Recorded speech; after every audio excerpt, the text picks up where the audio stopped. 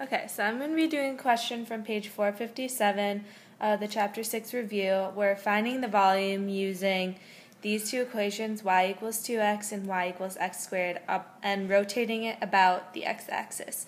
So the first thing we'll do is graph y equals 2x.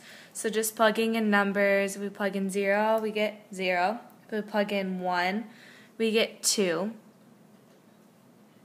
And if we plug in 2, we get 4. So we can see that we just make this straight line right here. Y equals 2x. So for x squared, we do the same thing. Plug in 0, we get 0. Plug in 2, we get 4. So this is where our two lines intersect. And then the same on that side. And so we're going to be finding this piece rotating around this axis. So to do that, we're going to use this equation. And since we're rotating around the x-axis, we're going to take the integral from 0 to 2, because that's where our two intersection points are.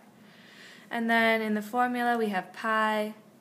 And so then we're going to take the top function minus the bottom function. So we'll take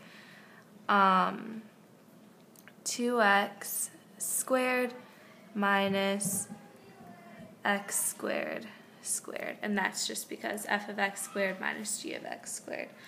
So we'll just simplify this out a little bit more. Oh, I'm sorry, it's d of x.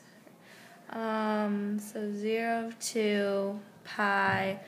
Then we'll just square these, so we have 4x squared minus x to the 4th dx.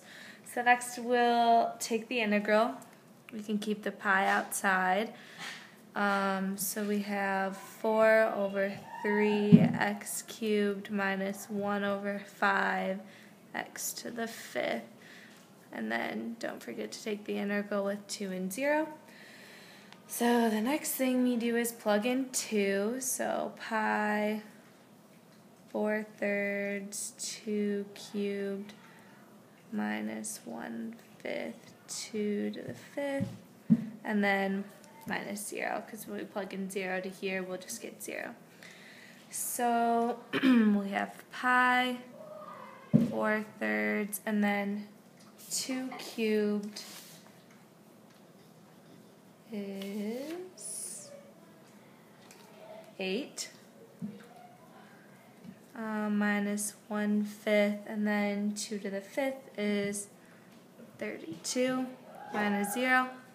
So then we'll just multiply these. So we have 32 pi over 3 minus 32 pi over 5. So the next thing we're going to do is find like terms so that we can subtract across. So we'll multiply this side by 5 and multiply this side by 3, and then we end up with 160 pi all over 15 minus 96 pi all over 15, which leaves us with 64 pi over 15, and then that's our final answer.